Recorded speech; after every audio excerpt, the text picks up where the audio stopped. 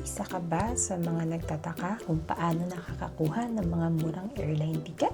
Yung parang tipong imposible pero bakit may ibang mga tao nakakakuha ng super discounted airline tickets like me? Kaya kung isa ka sa mga nagtataka kung paano nila nagagawa yon or kung paano namin nagagawa yon, nasa tamang video ka. Vlogger yan. So sa video na to, okay friends, ay samahan niyo ako na ibahagi sa inyo kung paano nga ba ako nakakakuha ng murang airline tickets or kung tawagin ng iba na piso sale tickets. So guys, para ma-discuss natin na maayos tong video na to is magsimula tayo sa basic at gawin natin siya sa format ng question and answer. So, magsimula tayo sa ano nga ba yung seat sale? What is seat sale? Si seat sale ay isang promotional event ng isang airline company like for example, AirAsia or Cebu Pacific kung saan they promote or sell airline tickets within a limited time, lower yung prices than the regular ticket, and ginagawa to ng mga airline companies to promote or encourage ang mas maraming tao na mag-book ng tickets in advance. They also do this to promote travel or to encourage more people to travel. On the business side, they do this to fill yung mga empty seats pa for the future flight. Minsan, ginagawa rin nila to para mag-promote ng mga bagong destinations. What are the types of seat sale? Marami tayong klase ng seat sales. Ang pinaka-famous na yata is si piso sale or si piso fare. When you hear the word piso sale, it doesn't mean na piso lang talaga yung babayaran nyo. Hindi po ganon. So, may mga nagsasabi sa comment na scam, di naman piso yung binabayaran. Si piso sale ay applicable as piso for your base fare. Sa airline ticket, hindi lang po base fare ang binabayaran natin. So, meron pa po tayo dito yung mga admin fee, mga fuel surcharge fee, taxes, airport fees, at marami pang ibang fees. Another example of sale is yung regular seat sale. Usually, ito yung mga discounted seats, pero hindi piso yung base fare natin. And we also do have the flash sale, parang sa Shopee. Yung may limited time lang siya, which is very quick or very short, like flash sale sa Shopee or Lazada. Meron ding mga anniversary sale. Anniversary sale is yung, of course, anniversary ng airline na chine-check niyo for seat sales. And lastly, which is the usual then, are yung mga holidays or seasonal sale. For example, December or summer sales, yung mga ganong klase ng sales. So, maraming klase ng sales. But the most famous nga is yung piso sale. Okay, ang pinakatanong, kailan ba nangyayari ang seat sale? So guys, to be honest with you, wala talagang definite date kung kailan ang seat sale. But just like I mentioned earlier, sa different types ng sale, abang lang kayo doon. For example, yung seasonal, kapag magsa-summer na, of course, magsasale na yan. Kapag December na, magsasale na yan. Kapag araw ng mga bayani, Rizal Day, yan magsasale na yan. But what I can assure you is monthly, merong sale. If hindi natin alam kung kailan ba yung date ng seat sale, paano mo ba mapapataas yung chance na makapag-book ka ng mga seat sale tickets? Ito yung mga ginagawa ko. So, number 1 is you need to be updated. So, paano nga ba kayo magiging updated? Unang-una sa lahat ng gagawin nyo guys is to follow the social media platforms of the airlines of your choice. Like for me, I follow Cebu Pacific, and make sure that you just don't follow Cebu Pacific. When you go to their website, make sure that you set them as your favorites. So, kapag meron silang mga bagong post, lalabas siya agad sa feed ninyo. You click the bell button and then you set them as your favorites. Parang priority siya ng feed ninyo. Makikita nyo agad. Since makaka-receive na kayo ng update from Cebu Pacific, isang way para malaman ninyo yan ay post sila ng mga teaser videos or mga teaser photos, like for example, abangan or mamaya na or we have a surprise for you, something like that. Makakakutob lang kayo dun na baka magsisit sale na. Abang is the key. Make sure ninyo na yung app, if mobile yung gagamitin ninyo, naka-charge pa ako, is updated. So, make sure na i-update nyo muna before the seat sale. Make sure nyo din na naka-login na yung account ninyo. Kung sa app nyo siya gagamitin, walang problema. Kasi hindi naman nagse-session timeout yung accounts nyo dito or yung session nyo dito. But if in case sa web browser kayo magla-login, at some point or after a few minutes, nagkakaroon ng session timeout dun. So, make sure nyo na before yung time na usually kasi ang time pala nga ng sale is around 12 midnight. So, dyan na talaga yun. Make sure nyo na nakapasok na kayo. Kasi minsan, mahirap pumasok due to influx ng mga users na nagtatry na makabook din. So, make sure nyo na nakalagin na kayo sa app or sa web. If you can use multiple devices, the better. So, ako ganyan nakalagi. So, isa nakalagin sa phone, isa sa desktop. So, salitan yan. Sabay kong ginagawa yan. Mas malaki yung chance na makapag-book ako kung hindi man sa phone, kung mabagal sa phone, at least meron ako sa laptop or sa desktop. Make sure nyo din na fully charge yung device ninyo. I know this is given, pero check nyo din kasi baka mamaya while nagbubook kayo, nandun na kayo sa payment process, biglang nalobat. And then, another tip is, prepare nyo na in advance yung details ninyo. The name, birthday, hindi pa naman kailangan ng passport. Ang ginagawa ko kasi, naka-sheets na siya. So, nandun na lahat ng details para kapag tumating na yung fill up form, kinaka-copy-paste ko na lang siya. So, mas madali kasi itatype ko pa siya ng isa-isa. And then next, na ipe-prepare nyo is yung credit cards niyo. If you have to, better kasi sometimes nagfe-fail yung isa para hindi na kayo maghahanap pa nasan yung credit card ko. So, be prepared lang. And then next is, mag-prepare kayo ng coffee kasi talagang puyat is lucky, guys. Puyat is lucky talaga. Dapat talaga saktong curve na kaabang na kayo kasi after nun, trust me, halos ubus na yung mga seats na magaganda. Mas okay if you already have the country in mind na gusto ninyong puntahan, hindi yung nagsisale na, dun pa lang kayo naghahanap, saan kaya akong bansa pupunta? Yung ganun. If you can research before, like, kasi minsan, si seat sale kasi, usually, minsan, tinatapat na yung ibang months dun sa mga off-season. Like, for example, summer sa Japan. Ayan, talagang mura yung mga tickets dyan. So, kung kunyari, gusto nyo pumunta sa Japan at gusto nyo yung wala pa kayong idea, so maganda kung gusto nyo malamig, i-research nyo na siya in advance para pag naghanap kayo sa seat sale, hindi na kayo yung pa-browse pa, but mas okay kung flexible yung dates ninyo. Kasi nga, minsan hindi available yung seats or nakuha na siya ng iba. Last two, of course, be quick. Kailangan talagang mabilis ka dito. And the last one is be patient. I've been booking seat sales since 2017 as a Kuripo traveler or as not rich traveler. So, budget tayo. Hindi pa ako nakakapag-book ng airline ticket na lumagpas ng 6,000. Usually, on average, ang nabubook ko is 3,500 to 4,000. Kapag 6,000, medyo masakit na nga sa kalooban ko yun. So, guys, ayan. So, ngayon, it's already 11:37 at papakitaan ko kayo. Kasi tingin ko magsisale eh. Tingin ko magsisale si Cebu Pacific ngayon. Kasi ang sabi niya sa website niya, guys, ayan ang sabi ni Cebu Pacific. O ha, diba? Let's go back to where it all began. So, ngayon, nagpupuyat guys ang kita nyo. Let's pray and hope na makapag-book ako ng ticket namin. So, ngayon is 11:38 and nag-aabang ako maging 12. So, okay friends, kung mapapansin nyo, nakapantulog na ako kasi right now, it's already 11:45 which is 15 minutes before usually ko magsi-seat sale. And kung hindi magsi-seat sale today, ayun, may na-earn tayong, tada! iBag. So tara guys, abangan natin yung sale.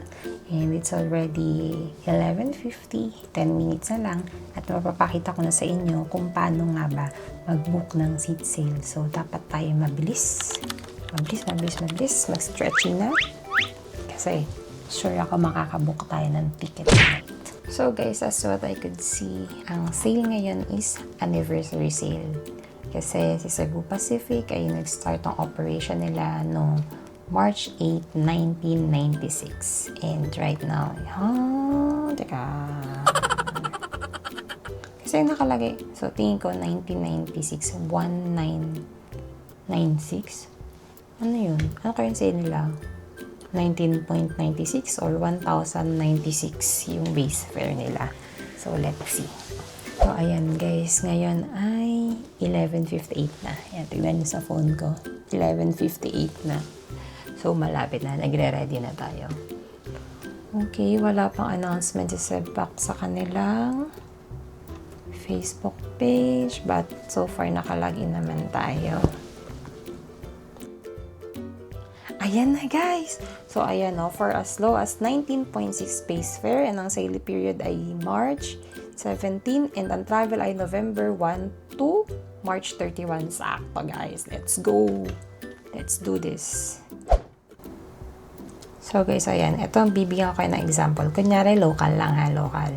So, ang nilagay ko dito is Manila to Katiklan. And makikita nyo dito yung sale. O, gawin natin na isa lang para makita nyo ng mas maayos. So, one way lang. Siyempre, round trip. Hindi na babuli. Manila to Katiklan. So, yan. Makikita nyo dito. So, siyempre, ang start date ng sale natin ay November. So, dito kayo magsa-start. So, kikita nyo yung 20. So, start tayo dyan. Then, kunyari, hanggang 9 kayo. So, ang gagawin nyo, pag search nyo ng flight, hindi yun matik na yun agad. O, ayan. Nakikita nyo dito, diba? O, kunyari, yan. 122. Diba kanina naka-20 siya? Pero kasi, like I said, base fare. Ayan, pwede ba kayo maghanap ng, kunyari, ito. So, na-select nyo, kunyari, ito. Manila to Boracay nyo is, yan. Which is 1,122.44 and ito yung pabalik nyo seat sale. So, kung depende sa inyo kung mag-a-add pa kayo, pero pag nag-add kayo syempre ng mga extra baggage, ayan, may additional. So, usually yan yung ginagawa ko. Pag chinek nyo siya, nakikita nyo to guys. So, ang total nyo dito is 2,069.88 and to check if base fare ba yung nakuha ninyo, yung sale ba yung nakuha nyo, ito yung makikita nyo. Pag in-expand nyo to, show more details, ayan, di ba nakita nyo 19.96 and then yung pabalik natin, pag chinek din natin, ayan, 19.96, ibig sabihin nakuha nyo yung sale ni Cebu Pacific. So, pag kinontinue nyo yan, make sure na tanda nyo to ha, 2,669. So, kunyari, mag-enter tayo dito ng mga names nyo, test, ayan. Tapos, lagay nyo lang yung date nyo, birthday nyo, and then, of course, Philippines. Hindi nyo kailangan lagyan agad yan. Then, itong number, 0911. O, kunyari, yan yung number nyo. Then, email, test@mail.com test@mail.com. Ito guys, ay pinapakita ko lang sa inyo ha. So, ayan. I-confirm natin and continue. Continue to add-ons. Ay, kasi minor pala yung nalagay ko. Anyway, makikita nyo to, madadagdagan to. Huwag kayong magugulat. Ayan, nakita nyo? 824. Kasi guys, automatic na nagsaselect sa Cebu Pacific ng add-ons.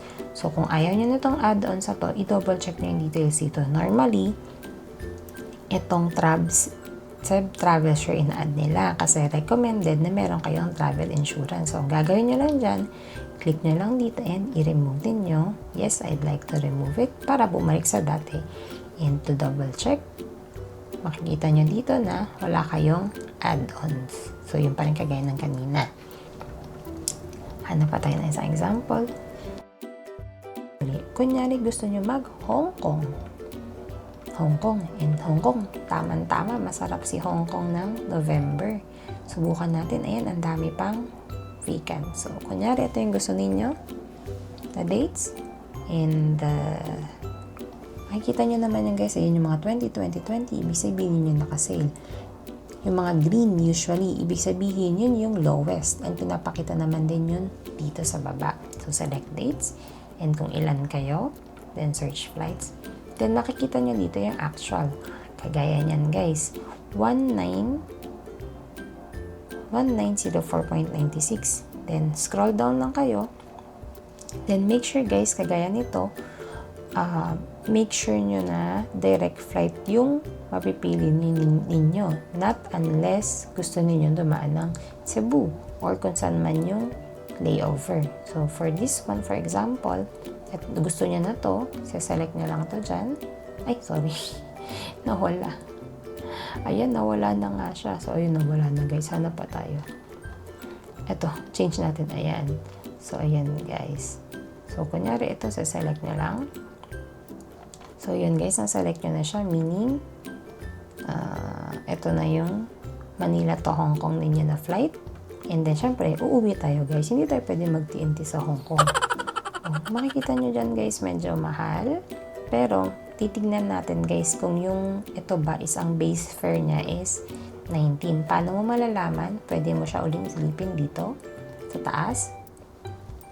Ito yung pa-Manila to Hong Kong ninyo, diba? So, i-expand nyo lang yan. So, 19 siya. So, sale. Ito yung pinaka-lowest na makukuha nyo na price, Manila to Hong Kong. And then, yung pabalik, silipin natin. Hong Kong to Manila. Tignan natin kung base ba siya. Ayan, guys. So, ito siya. So, sale pa rin to, guys. Ito na yung lowest na makukuha ninyo for Hong Kong to Manila. So, wala nang mas bababa pa dyan, guys. Kasi ito na yung seat sale na base price ninyo. So, ang total lang ninyo ay 5,577.75 round trip na yan, guys. So, possible pa yan na madagdagan if magdadagdag kayo ng inyong baggage. Or kung ayaw ninyo, just select I'm okay with fare and make sure lang na enough na sa inyo tong 7 kg na baggage allowance. So, click that and continue. Kita nyo to guys, ang dami agad nagbo-book. And then, enter nyo lang. So, test. Bali guys, ito ay ginagawa ka lang for testing purposes. And select nyo yung passport. Hindi naman kailangan na ilagay nyo na agad yung passport number ninyo. Ang importante lang dito is yung name, date, at of course yung nationality ninyo. Then, you can just then you need to fill up this contact information. So, lagyan lang natin. Test email. Okay, yung totoong email, syempre ang lalagay nyo dito ha, yung totoong info. This is just for demo purposes, guys. Add-ons ay i-continue nyo lang. Makikita nyo dito to confirm if wala kayong add-ons, lalabas yun dito. You don't have any add-ons for your trip. So, proceed anyway. And then here, pwede nyo i-skip to. Kung ito ay lalabas lang if international yung travel ninyo. Pwede nyo itong i-skip or pwede nyo na rin siyang bayaran if gusto ninyo. Pero mas okay siyang bayaran dun sa may counter kasi lalo na kung may kids kayo nakasama, discounted yung kids guys. Not sure here if discounted yung kids but based on my previous experience, walang discount yung kids dito. Not sure if updated na nila kasi hindi ko na talaga fini-fill up. So, pwede na lang itong skip by proceeding to payment. And then, double check nyo yung details nyo if you're happy with this one. Ayan, makikita nyo dyan. So, base fare yung nakuha natin. And ito yung round trip na natin. And continue. And, ayan guys, wait lang natin to mag-load. Ang next na page nito ay yung payment page na. So, ready nyo yung credit cards ninyo. So, ready ninyo yung credit cards ninyo if credit card yung gagamitin ninyo. So, you have different options here. Kung gusto nyo ng via credit card, so ayan, fill up nyo lang yan. Or if you don't have credit cards, pwede naman kayo magbayad via PayPal, GrabPay, Maya, or GCash. So, ayan guys. And then, once you're done, I fully understand, check it, and then submit. And then, kapag nasubmit nyo na yan, usually meron yung OTP page and then nag-aantay na lang ng confirmation and then when that is done, magpa-flash na sa screen ninyo na confirm booking, you have successfully booked your ticket and then makaka-receive kayo ng emails like this, your itinerary, and then of course yung invoice ninyo. Flashback.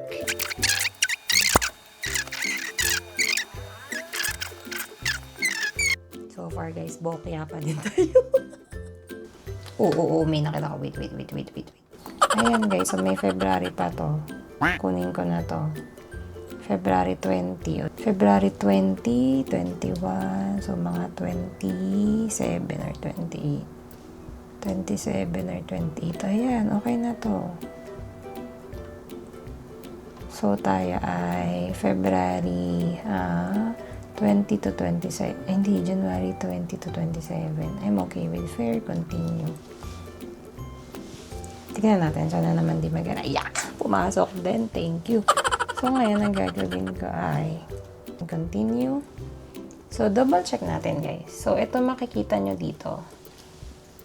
Ayan. So, makikita nyo yung screen. Got it? Diba nadagdagan? So, pag ganyan, ang ginagawa ko ay tinatanggal ko to. Yan. Remove. Kasi yan, hindi naman natin yan kailangan for now. Kasi malalagdagan. So, ayan guys. So, kung makikita nyo dito, ayan. O, diba? 19 peso yung ating basic fare. So, ang total is 14. 19. Okay? Ano pa yung pwede natin tanggalin dito? So, yun lang naman. Yan ang di pa natin sure guys kung magtutuloy yun. So, ayan guys, submitting na tayo. Let's see kung mako-confirm niya. So, while waiting, okay, may verification code. So, get your phones. Then, okay. So, ayan guys, pag nakaabot kayo sa ganito, ibig sabihin, sure na yan, confirm na yan na kayo ay nakabook na. Okay? So, pwede nyo yung itinerary ninyo. So, ayan guys, sumakses na naman nga po tayo for another seat sale. So, it's winter. Yay! At sakto to sa birthday ng aking kid. And nakuha ko siya for a total of 14,552. So, for good for 3 persons na yun, 4,850 ang isa. Sumakses na naman po tayo sa seat sale ng Cebu Pacific. At maganda yung timing ha. So yun mga K-friend, it's now already 1:30 and I hope nakatulong sa inyo ang video na ito para next time kapag sumaba kayo sa madugong seat sale na labanan ay maka-ace din kayo ng plane ticket. Tandaan nyo lang guys yung mga sinabi ko sa inyo and patience talaga para makatipid tayo. Sa mga tulad ko na gusto yung seat sale dahil hindi pa afford yung regular fare, patience lang talaga ang ating puhunan. And that's it guys for this video. I hope na next time makasama ko kayo sa pagpupuyat ng booking ng seat sale at lahat tayo ay sumakses. That's it guys and see you. Bye!